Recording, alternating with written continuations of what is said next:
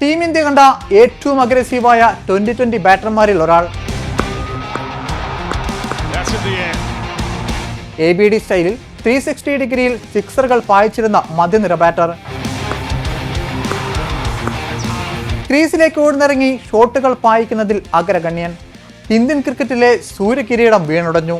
360 degree player എന്ന വിശേഷണമുള്ള സൂര്യകുമാർ യാദവിന്റെ 2020 captain സ്ഥാനം തെറിച്ചു എന്നാണ് റിപ്പോർട്ട്. ടീം ഇന്ത്യ 2020 ലോക കിരീടം ചൂടിയിട്ട് ഇപ്പോൾ വെറും 3 മാസം. അപ്പോഴേക്കും വിന്നിംഗ് ക്യാപ്റ്റനായ സൂര്യകുമാർ യാദവിന്റെ ക്യാപ്റ്റൻസിയും ടീമിലെ സ്ഥാനവും ഇളകുകയാണ്. രാജ്യാന്തര ക്രിക്കറ്റിലെ സൂര്യകുമാർ യാദവ് യുഗം അവസാനിച്ചു എന്ന് ഉറപ്പിക്കാം. ഏകദിനവും ടെസ്റ്റും സൂര്യ നേരത്തെ തന്നെ മതിയാക്കിയിരുന്നു. കരിയറിൽ ആകെ കളിച്ചത് 37 ഏകദിനവും 1 ടെസ്റ്റും. 113 രാജ്യാന്തര 2020 മത്സരങ്ങളിൽ സമ്പാദ്യം 163 സ്ട്രൈക്ക് റേറ്റിൽ 3272 റൺസ്. ബാറ്റിംഗ് ശരാശരി 36, സെഞ്ചുറികൾ 4, അർദ്ധ സെഞ്ചുറികൾ 25. രാജ്യാന്തര 2020-ൽ 179 സിക്സറുകൾ, IPL-ൽ 178. ഇന്ത്യൻ ക്രിക്കറ്റിലേക്ക് വൈകി വന്ന വസന്തമാണ് സൂര്യകുമാർ യാദവ്. 30-ാം വയസ്സിലായിരുന്നു രാജ്യാന്തര അരങ്ങേറ്റം. 2012-ൽ മുംബൈ ഇന്ത്യൻസിനൊപ്പം IPL കരിയർ തുടങ്ങിയെങ്കിലും ഇന്ത്യൻ ടീമിലേക്ക് ക്ഷണം കിട്ടാൻ 2021 വരെ കാത്തിരിക്കേണ്ടി വന്നു. 2018-ൽ മുംബൈ ഇന്ത്യൻസിലേക്ക് മടങ്ങിയെത്തിയതോടെയാണ് സ്കൈയുടെ തലവര തെളിഞ്ഞത്. 2019, 2020 വർഷങ്ങളിൽ മുംബൈ ഇന്ത്യൻസിന്റെ കിരീട നേട്ടത്തിൽ നെടും തൂണായി. പിന്നാലെ താരം ടീം ഇന്ത്യയിലേക്ക്.